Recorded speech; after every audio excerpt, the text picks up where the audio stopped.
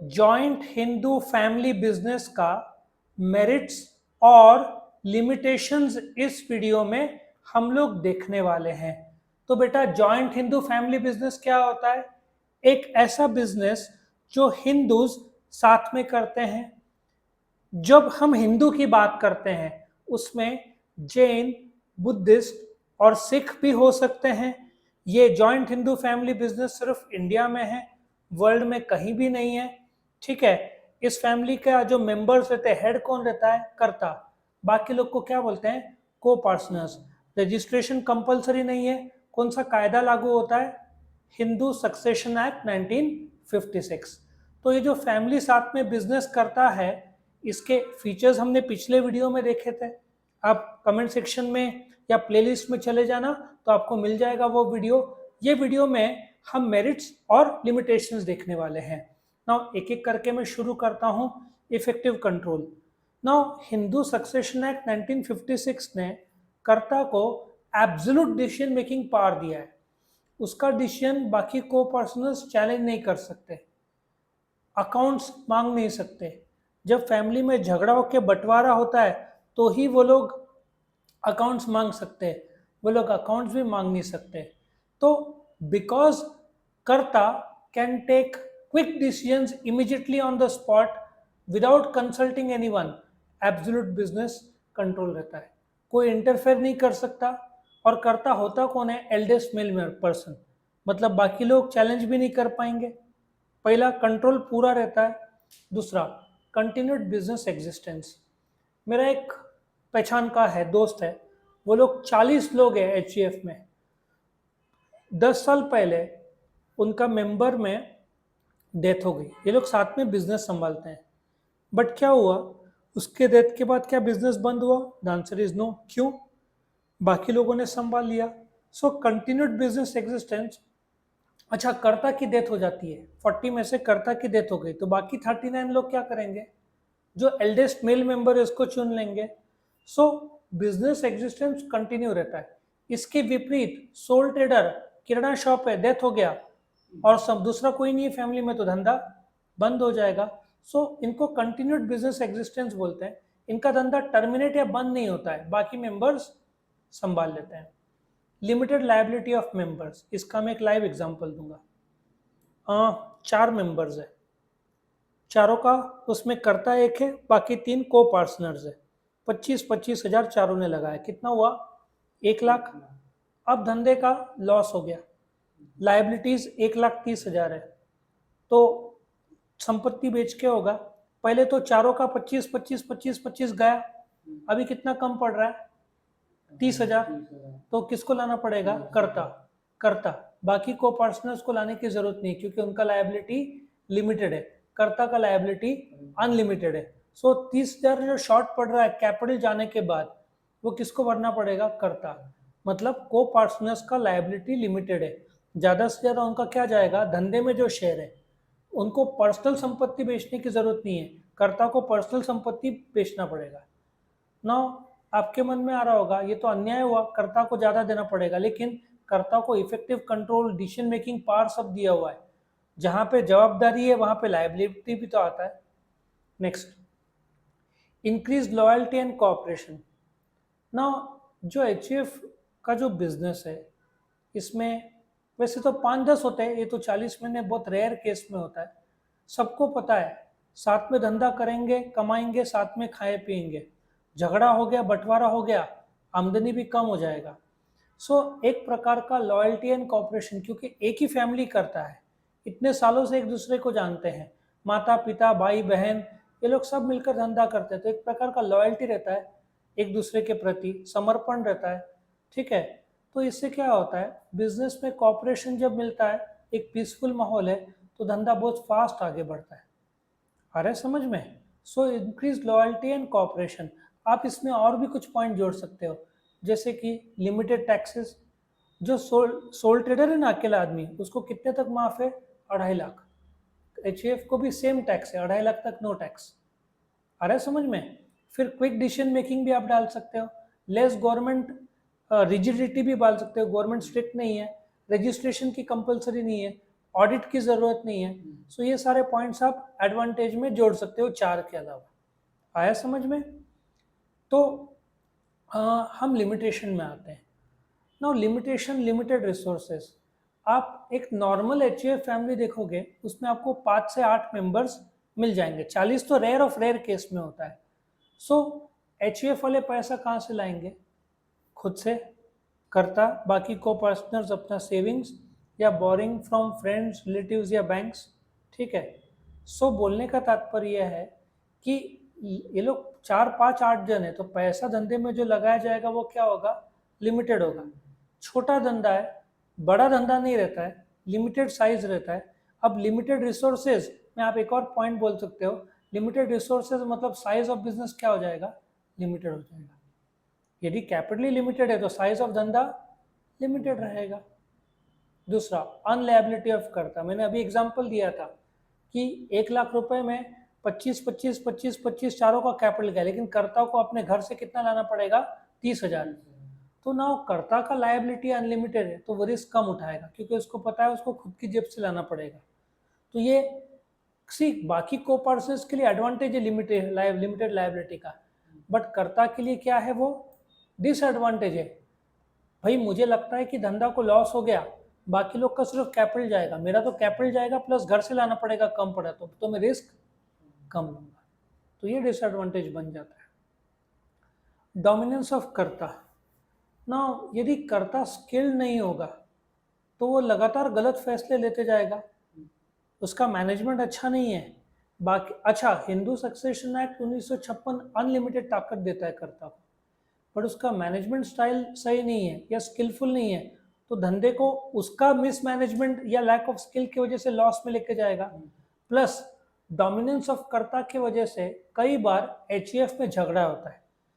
अभी एक फादर 3 भाई है, झगड़ा हो गया तो चारों का अलग बंटवारा हो सकता है, इसको पार्टीशन बोलते हैं।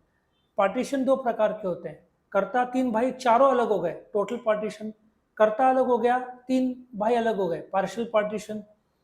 तो डोमिनेंस ऑफ कर्ता में कई बार जो को पार्टनर्स हैं उन लोग को शक भी आता होगा कि कर्ता अकाउंट दिखाएगा नहीं। कायदा बोलता है कर्ता ने अकाउंट्स नहीं दिखाया तो भी चलेगा, कब अकाउंट दिखाना पड़ेगा? जब बंटवारा हो। तो बाकी को पर्सन्स के मन में एक चल रहा होगा, कहीं कर्ता फ्रॉड तो नहीं कर रहा है अकाउंट्स में। आ रहा है समझ में? तो बिकॉज वो डोमिनेटिंग हो जाता है, डिसीजन मेकिंग पावर उसके पास रहता है, बाकी को पर्सनर्स जो पसंद नहीं करते, झगड़े शुरू हो जाते हैं और अल्टीमेटली बंटवारा होने का चांस रहता है। आया समझ में? Limited managerial skills. नाउ कर्ता oldest male member of the family है, हो सकता है उसका जन्म 1960-70 में हुआ, उसका एजुकेशन इतना हुआ नहीं हो। आजकल लोग कैसे एमबीए अब्रॉड जाते हैं पढ़ाई के लिए। सो 50-60 साल पुराने लोग, सिर्फ ग्रेजुएट्स था, बैंक का जॉब मिल गया या छोटा सा धंधा शुरू किया। सो कर्ता मैनेजमेंट के हर एरिया में एक्सपर्ट नहीं रह सकता। वो मानते male head of the family है, लेकिन यदि उसके पास मैनेजरल स्किल लिमिटेड है, क्योंकि वो परचेस, मार्केटिंग, सेल सब अकेला नहीं संभाल सकता, तो हो सकता है उसके डिसीजन मेकिंग गलत हो, जिसकी वजह से प्रॉफिट्स पुअर आए। अभी कितने सारे धंधे हैं लोग चेंज नहीं करते। 1960-70 वाले लोग बुजुर्ग हैं जिनकी उम्र 60-70 साल है, तो वो लोग फ्लेक्सिबिलिटी कम रहता है। मैं एक एग्जांपल देता हूँ, जो पेड़ा की दुकान है ना, मिठाई जो 2-4 पुश्तों से चला रहे हैं, आज मुझे एक बात बताओ, साल में आप कितने बार सफ़ेद पेड़ा मंगाते हो घर पे? मलाई पेड़ा, सिर्फ फंक्शन दिवाली में, वो भी 1 पाव। ज़माना मिठाई से शिफ्ट होके कहाँ चला गया है? कैडबरी में आ गया है। और जो लोग सिर्फ पेड़ा रखते थे, वक्त के साथ साथ बदले नहीं। आज मिठाई की दुकान कैसा हो गया है कि वो लोग मिठाई नहीं रखते, वो लोग चाट रखते हैं, भेलपुरी रखते हैं, सैंडविच रखते हैं, चाइनीज़ रखते हैं। मतलब मिठाई का धंधा 20% पे आ गया। ये बाकी चीज़ें जो है ना, वो 80% पे आ गया। जहाँ वड़ा पाव था, आज बर्गर और पिज़्ज़ा लोग मांगते हैं। अरे समझ में? जहाँ समोसा था, वो कुछ जगह पे समोसा चाट चलेगा, लेकिन यंगस्टर्स मोमोज में आ गए, शॉर्मा में आ गए हैं। तो यदि आप वक्त के साथ साथ बदले नहीं तो आपका धंधा बंद हो सकता है। मैं आपको एक क्लासिक एग्जांपल बताता हूँ। आज से 20 साल पहले मेरा टाइपिंग हुआ है, टाइपराइटर सुना होगा, मैंने 40 स्पीड पास किया है। तो मैं एक टाइपराइटिंग इंस्टीट्यूट में जाता था, 20 साल नहीं, सॉरी 30 साल पहले। गजब चलता था उसका, उसके पास कुछ 12-15 टाइपराइटर थे, फुल गर्दी, इतना चलता था। और मेरे लिए अच्छी बात है कि पूरा बिल्डिंग उसका था, मतलब 2 फ्लोर थे। तो क्या हुआ, ग्राउंड फ्लोर में 15 टाइपराइटर और उसने ऊपर के फ्लोर में कंप्यूटर लिया।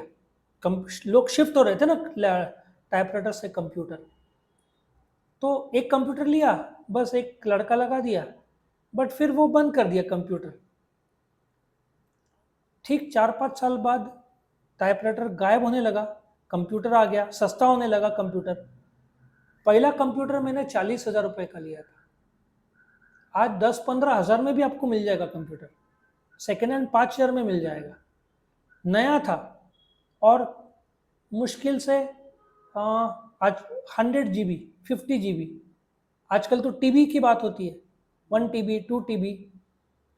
तो 5 साल बाद वो आदमी, मैं जा रहा था एक छोटे से गली में, एक बोलते ना, आ, आपका टेबल है ना, उससे डबल टेबल कर दो। वो जो बिल्डिंग था उसका 2% एरिया में वो टाइपराइटिंग क्लास ले रहा था। 2 टाइपराइटर थे और बस वो एक स्टूडेंट बैठा था। मेरा सर क्या हुआ, उसने लोग आजकल कंप्यूटर कर रहे हैं। मैंने आपने नहीं किया। उसने बोला कि मुझे लगा टाइपराइटर आगे बढ़ेगा। मिस्टेक हो गया ना उससे, उसका पूरा धंधा ही चौपट हो गया, बिकॉज वो शिफ्ट नहीं कर पाया। सो लिमिटेड मैनेजरल स्किल्स, मतलब जमाना बदल रहा है। आजकल मैकबुक प्रो 40% टर्नओवर कम हो गया उनका वर्ल्ड वाइड, सब मोबाइल में आ गए ना आजकल। और मैकबुक प्रो 1.5 लाख कुछ कुछ महंगे आते हैं। वही HP आपको 80,000 में गजब स्पीड में मिल जाता है, 70-80। और आपको सस्ता लैपटॉप चाहिए, 25,000 वाला भी काम करेगा, तो लोग कौन 1.5 लाख रुपए डालेगा। तो MacBook pro world wide 40% down हो गया उनका से, क्योंकि मोबाइल में 90% काम हो जाता है। आप कंप्यूटर लेते हो प्रिंट आउट्स और बस नॉर्मल काम के लिए, सो आपको इतना महंगा लैपटॉप की ज़रूरत है ही नहीं।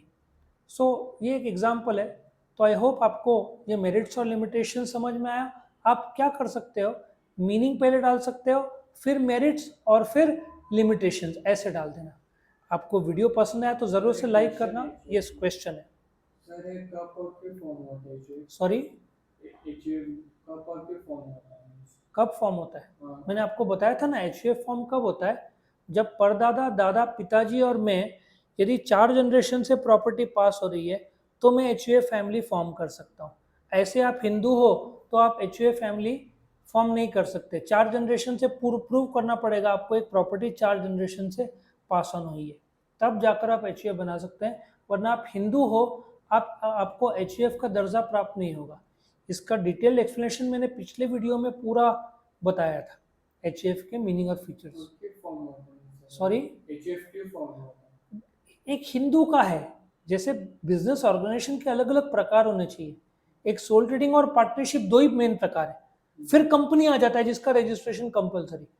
सो गवर्नमेंट को लगा सोल ट्रेडर और इंडिया प्राइमरली हिंदू राष्ट्र है, तो बहुत सारे हिंदू धंधा करते हैं, तो उन लोगों ने इंडिविजुअल और पार्टनरशिप के बीच में एक ऐसा दर्जा डाला HUF का जो इंडिविजुअल भी नहीं है, पार्टनरशिप भी लोग नहीं करना चाहते हैं, क्योंकि पार्टनरशिप कभी भी छोड़ के गया तो डिसॉल्व होने का चांस रहता है। HUF में जो साथ में रहते हैं उस हिसाब से। और एक और था, फादर की डेथ हो जाए तो प्रॉपर्टी कैसे पास होगा, वो HUF में सब लिखा हुआ है। सो 31 सेक्शन 1 शेड्यूल है, तो गवर्नमेंट ने सोल ट्रेडर और पार्टनरशिप को ब्रिज करने के लिए फॉर्म किया हुआ। क्लियर अभी? तो यहाँ पे ये खत्म होता है। आप चैनल को सब्सक्राइब कर लेना ताकि आपको रेगुलर वीडियो अपडेट्स मिल सके। Thank you for watching.